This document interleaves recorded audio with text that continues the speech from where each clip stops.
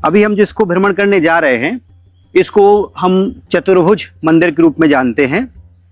ये भगवान श्री राम के लिए बनने जा रहा था, पर राम इसमें विराजमान नहीं हुए। उसके कुछ कारण हैं, उन कारणों के साथ हम बताने वाले हैं ये मंदिर किसने बनाया हुआ है और कब बना हुआ है। तो ओरछा, पहली बात आप ये समझ लीजिए, ये अयोध्या है कलयुग की। जो पीछे आप ये मंदिर संरचना देख पा रहे हैं, इसमें सनातन धर्म ध्वजा लहरा रही है। ये राम का एक अनूठा मंदिर है जहाँ पर श्री राम की पूजा भगवान के रूप में नहीं होती है, राजा के रूप में होती है। इस कारण बस हम इस संरचना को राम राजा मंदिर के रूप में जानते हैं। अब ऐसा होता क्यों है, तो इसके पीछे हमारी कुछ कहानी है। तो ऐसा कहा जाता है ओरछा नगर में, यहाँ के जो राजा थे, तीसरे शासक ओरछा नगर के, जिनको हम महाराजा मधुकर शाह बुंदेला के रूप में जानते हैं, वो श्री कृष्ण के अनन्य भक्त थे। और उसी समय उनकी जो रानी थी, जिनको हम महारानी कुंवर गणेशी बाई या कमले देवी के रूप में जानते हैं, वो राम जी की अनन्य भक्त थी। कृष्ण भक्त क्यों हुए राजा, और ये ओरछा में राम को राजा क्यों मानते, इसके पीछे हमको ये जानना पड़ेगा कि महाराजा मधुकर शाह जो इसमें कलयुग में आए हैं, वो मधुकर शाह नहीं है, वो महाराज दशरथ का पुनर्जन्म है। आप जानते हैं राम को राजा बनाने का जो संकल्प था, वो संकल्प महाराज दशरथ ने लिया था। उस समय जब राम का वनवास हुआ तो महाराज दशरथ राम जी को राम जी को राजा बनते हुए नहीं देख पाए थे। उनका स्वर्गवास हो गया था। तो माता कौशल्या जो है, एक मूर्ति प्रतिदिन बनाई थी उन्हें राम की राजा के रूप में, और स्नान कराने के लिए ले जाती थी। तो जब वो ले जाती थी स्नान कराने, तो दासियों ने उनसे कहा कि आपके राम लौट आए हैं 13 वर्ष पे। माता कौशल्या ने उस मूर्ति को वहीं छोड़ देती हैं और अपने राम से मिलने पहुंच जाती है। जब पहुंची महल में माता कौशल्या, तो उनको राम नहीं मिलते हैं, तो निराश हो जाती हैं। घाट के पास पुनः पहुंचती हैं मूर्ति लेने के लिए, किंतु पानी की लहरों में मूर्ति चली जाती है। तो माता कौशल्या रोने लगी। तभी राम प्रकट हुए थे। वो कहा था जब कलयुग आएगा तो आप हमको वहां राजा बना पाएंगे। इस कारणवश यहाँ के तीसरे शासक महाराजा मधुकर शाह और रानी कुंवर गणेशी बाई उन माता कौशल्या के अवतार हैं। अब इस काल में कलयुग में जो यहाँ के वंश है बुंदेला वंश, इसके जो गुरु हैं अध्यात्मक, वो हैं पंडित हरिराम व्यास। तो व्यास जो कृष्ण के भक्त थे, तो राजा हमेशा कृष्ण भक्ति का उनमें आलम्बन हुआ और राजा हमेशा मथुरा जाया करते थे। रानी अपनी यात्रा अयोध्या की करती थी। एक बार जब यहाँ के राजा मथुरा पहुंचते हैं तो दरबार इनको बंद मिलता है। तो ऐसी मान्यता है, राजा वहां जो भक्त मंडली थी, जब उसके साथ गाना प्रारंभ किया तो भगवान श्री कृष्ण उस मंदिर से बाहर निकले और राजा के साथ रासलीला का दिव्य नृत्य हुआ। जब ऐसा ये नृत्य होता है तो देवता प्रसन्नवश पुष्प वर्षा करते हैं। जो पुष्प नीचे गिरते हैं इनके शरीर से टकराने के पश्चात, वो स्वर्ण फूलों में परिवर्तित हो जाते हैं। इन स्वर्ण फूलों के साथ, उस दिव्य अनुभूति के साथ महाराज मधुकर शाह ओरछा लौटते हैं और अपनी पत्नी पे एक कटाक्ष करते हैं कि आप इतना भजन करती हो राम की, आप इतनी यात्रा करती हो, राम आपको कभी मिलते नहीं है, राम आपको कभी दर्शन नहीं देते हैं, और हमारे कृष्ण इतने दयालु हैं कि मात्र गाने से प्रसन्न हो जाते हैं। तो एक बार हमारे साथ वृंदावन चलिए, कृष्ण का वैभव देखिए, आप अपने राम को भूल जाएंगी और अपनी अयोध्या भूल जाएंगी। रानी ने इस कथन को बड़ा प्रेम से सुना, किंतु इस बात को नकार दिया। तो राजा थोड़े से क्रोधी हो जाते हैं। तो वो अपनी पत्नी से वार्ता में बोलते हैं कि आप अयोध्या जाना चाह रहे हैं तो प्रसन्नता से जाइएगा, किंतु अयोध्या से जब ओरछा लौटिएगा तो अपने राम के साथ लौटिएगा। इस बात को यहाँ की रानी ने स्वीकार किया। अयोध्या जाते हैं अपने राम को मनाने के लिए। राम का नाम सरल है, राम का काम सरल है, पर राम तत्व प्राप्ति बड़ी कठिनता से होती है। 1 माह इन्होंने तपस्या करी, फिर भी राम इनको प्राप्त नहीं हुए। तो इनको लगा कि हमारा शरीर तो बेकार है, ये पाप से भरा हुआ है, तो अब क्यों नहीं इस शरीर को हम यहीं समाधिस्थ करें। तो जैसे ही वो पवित्र सरजू नदी में कूदती हैं, तो उस काल में जो उनकी मूर्ति खोई थी वो प्रकट होती है और दर्शन देती है। रानी बहुत प्रसन्न हुई राम के दर्शन से, किंतु राम का वचन जो था रानी का कि अयोध्या से ओरछा लाना है, तो उन्होंने निवेदन किया श्री राम जी से।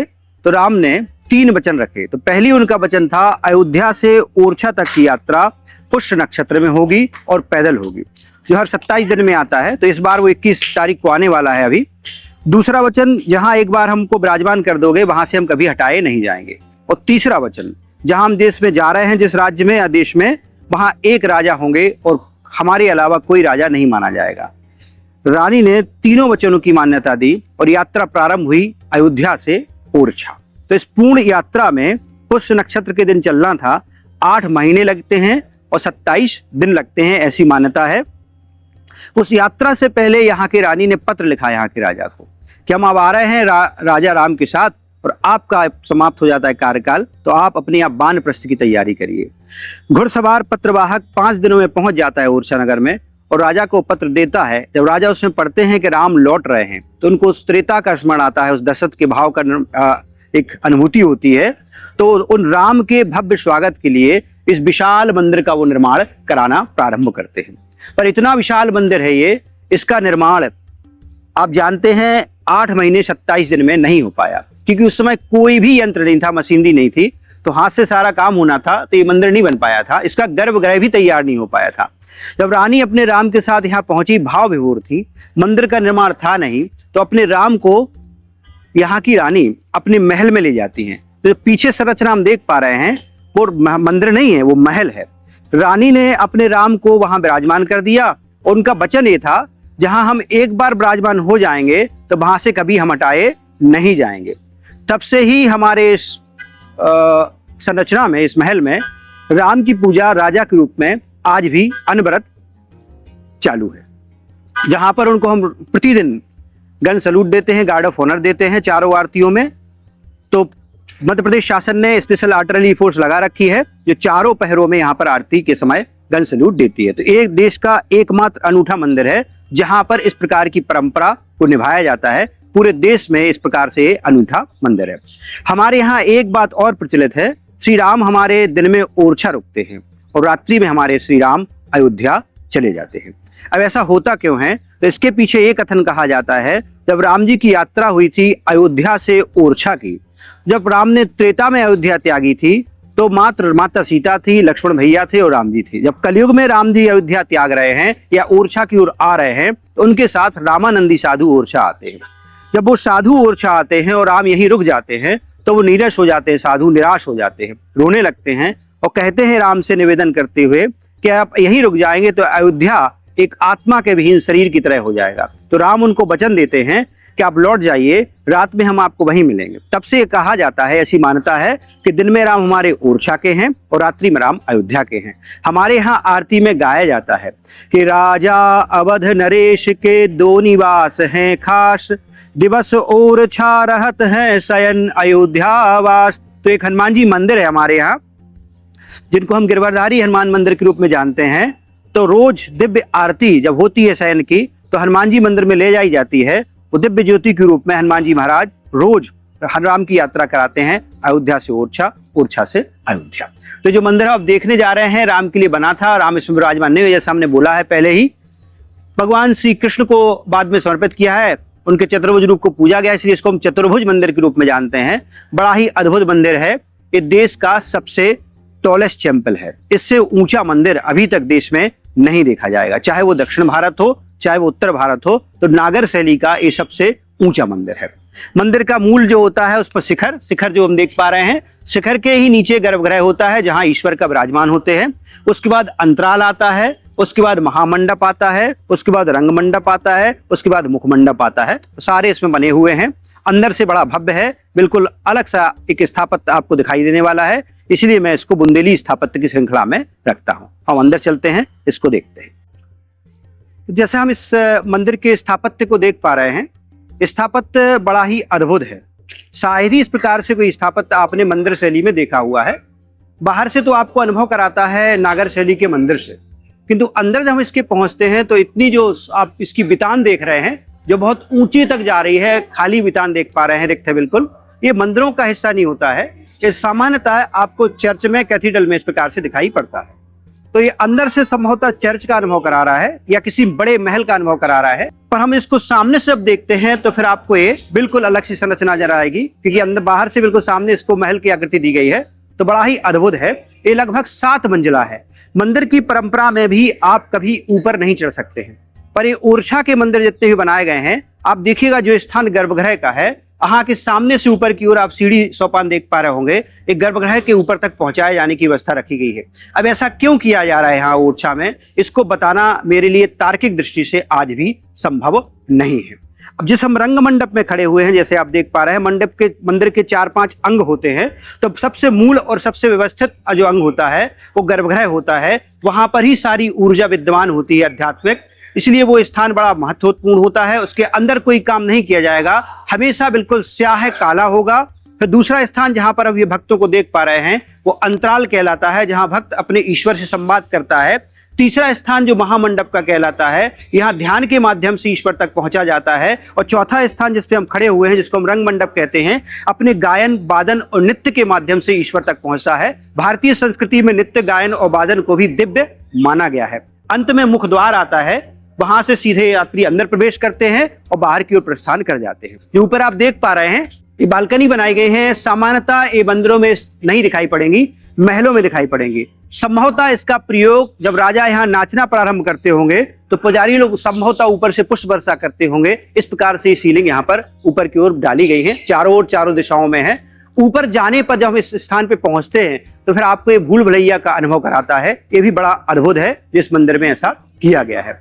मूल विग्रह इस मंदिर से चोरी हो चुका है, तब से मंदिर रिक्त है। उस भाव से लोग यहाँ पर नहीं आते हैं जिस भाव से इस राम के मंदिर में नीचे पहुंचते हैं, जो आप देख पा रहे होंगे। वहां भक्तों की टोली जाती है, आती है, दर्शन करती है। यहाँ से मूल विग्रह चोरी है, तो आध्यात्मिक ऊर्जा इस मंदिर में अब नहीं दिखाई पड़ती है। तो मुख्य रूप से साइकोलॉजी है इसमें, जिसको हम भूल भुलैया कह रहे हैं। ये चारों ओर से एक सा ही है लगभग। अब कोई व्यक्ति इसमें आ जाए तो सामान्यतः मानव का जो साइकोलॉजी होती है ना, मनोविज्ञान, वो रास्ता प्रकाश में ढूंढता है। वो डरता है व्यक्ति तो प्रकाश में भागता है, कोई भी व्यक्ति होगा, अंधेरे में नहीं जाएगा वो, क्योंकि अंधेरे से और डर बढ़ता है। तो जब वो व्यक्ति रास्ता ढूंढेगा तो प्रकाश में जाएगा, चाहे वो वहां पहुंचे, चाहे वो वहां पहुंचे, चाहे वो यहां आ जाए। यहां रास्ते नहीं है, रास्ते क्या है, अंधेरे में होता है, तो वो उसको मिस कर जाता है और चारों ओर व्यक्ति घूमता रहता है। इसलिए इसको भूल भुलैया की संज्ञा दी गई है। अभी क्या हो गया है, अब तो बहुत से लोग आ रहे हैं, हाथ में मोबाइल है, टॉर्च है, सब कुछ है। आज से 30-35 साल पहले या 40 साल पहले लोग नहीं आते थे इतने। कोई एक आध व्यक्ति ऊपर चढ़ गया और फिर यहां पहुंच गया तो यहां उसको रास्ता नहीं मिलेगा। इस कारण से उन्हें भयग्रास्त हुआ और वो भूल भुलैया की परथी चली गई। तो हम ऐसे ऐसे घूमते रहेंगे चारों ओर, आपको रास्ता दिखाई नहीं देगा। ये मैंने बालकनी आपको बताई थी नीचे से, यहीं से पहुंच के देख लीजिएगा, आराम से जाइएगा। ये जो मंडल देख रहे हैं आप, इसमें ये जो परछाई दिख रही है आपको, ये है ना, ये देखिए, ये बीच का हिस्सा, फिर ऐसा ऐसा इसमें उतरता चला जाएगा मंडल। श्रीयंत्र की, हाँ, श्रीयंत्र के आकार का है। यहाँ फिर दूसरा ये पॉइंट आ जाएगा। ऐसी चारों ओर ऊपर से जब देखेंगे तो क्लियर मंडल है। संरचना ऐसी नहीं बनाई जाती थी। तो देखिए पूरा परिसर में आप बहुत सी संरचनाओं को देख पा रहे होंगे, प्राचीन संरचनाएं हैं जिन पर अभी कुछ संरक्षण का काम जारी है। शासन प्रशासन उनको देखने का प्रयास, उनको सुधारने का प्रयास कर रहा है। तो दो आपको बड़े खंबे दिखाई पड़ रहे होंगे ऊंचाई के साथ, ये तकनीकी रूप से बहुत व्यवस्थित और विकसित तंत्र है। ये इनको हम यहाँ पर सावन और भादों के स्तंभ के रूप में जानते हैं। अब जैसा कि नाम से ही आप समझ पा रहे होंगे, सावन और भादों, तो नाम क्यों रखे गए होंगे सावन भादों? ये तो मुख्य रूप से हमारे मानसून के समय के हैं, चौमासे के समय के महीने हैं। मुख्य रूप से भारतीय कैलेंडर में आते हैं ये, जब बारिश बहुत पड़ती है। तो राजा को ऐसी कहानी यहाँ पर है कि ज्येष्ठ के महीने में, जो भी चल रहा है हमारा, इस महीने में अनुभव कराया जा रहा है कृत्रिम रूप से सावन और भादों का। तो होगा कैसे? तो इसके ऊपर जब हम ध्यान से देखते हैं तो खिड़कियां दिखती है हमको, 3-3 चारों ओर से। तो जब गर्म हवा इससे टकराएगी तो खिड़की के नीचे मिट्टी के पाइप से डाले गए हैं, तो नीचे से हवा जब जाएगी ठंडी होके तो वो एक ध्वनि प्रकट करेगी। जैसे बारिश के महीने में हवा चलती है, उसका ध्वनि उस हिसाब से नीचे की बेसमेंट में आएगी, क्योंकि खोखले हैं पिलर आप। फिर जो महल देख पा रहे हैं, इसके पीछे सतखंडा महल देखा गया है, उसके नीचे राजा को बैठाला जाएगा। और छत के ऊपर जैसे आपके कोई चले घर के, तो आपको जैसे कोई व्यक्ति छत पे चलता है तो कदमों की आवाज आपको छत के नीचे सुनाई पड़ती है। तो उस सतखंबा महल, अठखंबा महल की छत को ऐसा डिजाइन किया गया था कि उसके बितान के नीचे जब कोई व्यक्ति चलेगा तो एक ध्वनि आएगी जैसे बादलों की गर्जना हो रही है। तो बड़े बड़े पत्थरों को घुमाया जाता था, गड़गड़ की गड़गड़ाहट की आवाज का उसमें एक डाला गया था तंत्र।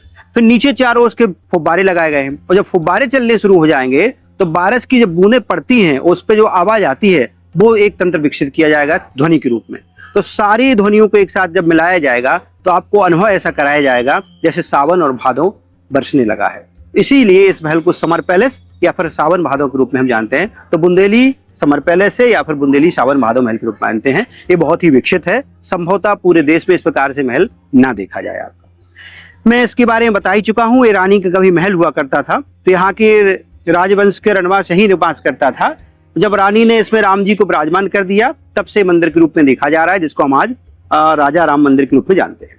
इसके बाद जो हमको संरचना दिखती है वहां पर वो पालकी महल कहलाता है। वहीं पर उस बगीचे में एक फूल बाग या फूल वाटिका हम कहते हैं।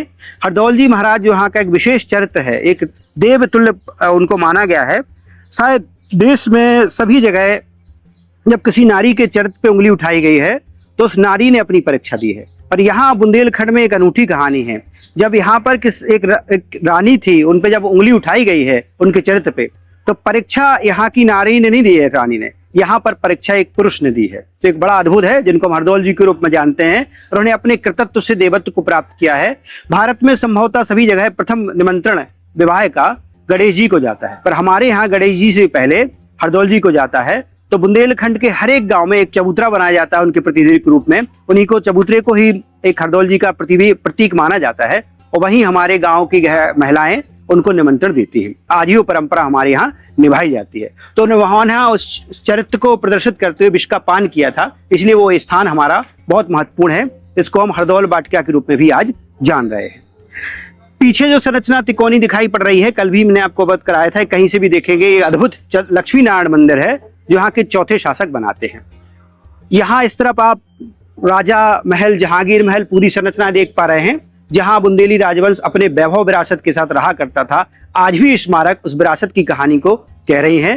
जो ढांचे हैं, जो संरचना है, आज भी उनकी वो विरासत को बताते हुए खड़े हुए हैं, गगन को चूमते हुए। और जिस संरचना पे हम खड़े हैं, ये देश का सबसे ऊंचा मंदिर, जिसको हम बार बार कह रहे हैं चतुर्भुज मंदिर है। ये देश का सबसे ऊंचा मंदिर के रूप में देखा जा रहा है, जो यहाँ के तीसरे शासक महाराजा मधुकर शाह बनाते हैं। पूर्ण इसको वीर सिंह महाराज कराते हैं। तो बड़ा ही अद्भुत मंदिर है।